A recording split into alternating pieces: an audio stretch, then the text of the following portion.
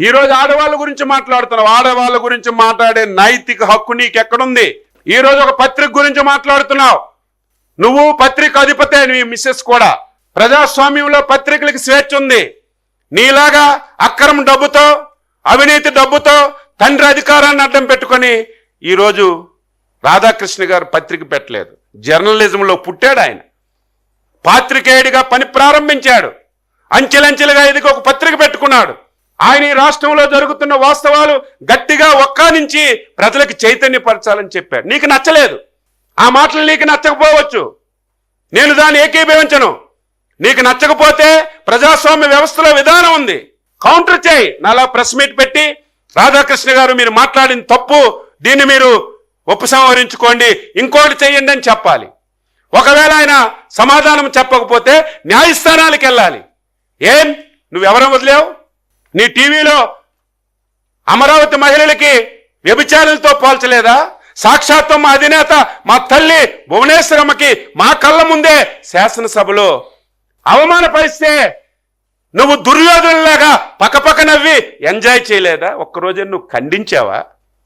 నీ పేపర్ ఖండించిందా? ఈరోజు మహిళలకి ఏదో జరిగిపోయిందని ఇష్టానుసారంగా దాడులు చేస్తున్నారు. మాకంటే అవమానం ఎవరికి జరిగింది? మా పార్టీలో ఉన్నటువంటి మహిళలకు కానీ, అమరావతి మహిళలకు కానీ ఈ రాష్ట్రంలో ఎవరిని వదలలేదు. అంతెందుకు నీ కన్న తల్లిని, నీ చెల్లిని ఎంత దారుణంగా ఒక వ్యక్తి, రాజశేఖర్ రెడ్డికే నీ చెల్లి పుట్టలేదని ఎవడో సోషల్ మీడియాలో పెడితే కనీసం యాక్షన్ లేదు. నువ్వా మహిళల గురించి మాట్లాడే అర్హత నీకెక్కడుంది? దాని వెనక ఆయన పిచ్చోడు కాబట్టి, రేపు మాకు భవిష్యత్తు ఉండదు కాబట్టి ఆయన చెప్పాడని వీళ్ళందరూ అదే దారిలో వెళ్తుంటే నవ్వాలో ఏడాలో ఏమవ్వాలో మాకు అర్థం కానటువంటి పరిస్థితిని ఈ సందర్భంగా తెలియజేస్తున్నాను. నేను చెప్పినటువంటి విషయాలు ఏదో వ్యక్తిగతంగా విమర్శలు చేయాలని కాదు. ఒక వ్యక్తి వల్ల కుటుంబాలు పోతాయి. రేపు ఆంధ్రప్రదేశ్ ప్రజలు విఘ్నతతో ఆలోచించకపోతే నష్టం ఈ రాష్ట్రానికి జరుగుతుంది. మాట్లాడితే భయం, రేపు అధికారంలోకి వస్తాడట, పోలీస్ స్టేషన్లన్నీ తిప్పుతాడట, అరెస్టులు చేస్తాడట, అన్నీ చూసేసాం. తిప్పి తిప్పి తిప్పి ఎక్కడికి వెళ్ళిందో నీ అందరికీ తెలుసు. మమ్మల్ని అందరినీ తిప్పావు కదా, మమ్మల్ని అందరినీ ఎరాజ్ చేసావు కదా. దీనికి ఆన్సర్ ఏటో 2019 ఎలక్షన్లో ప్రజలు చూపించారు కదా. రేపు మళ్ళీ 2029లో వచ్చేస్తాం.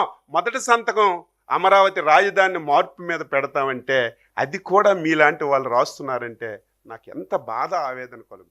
Please subscribe to Leo news for more videos.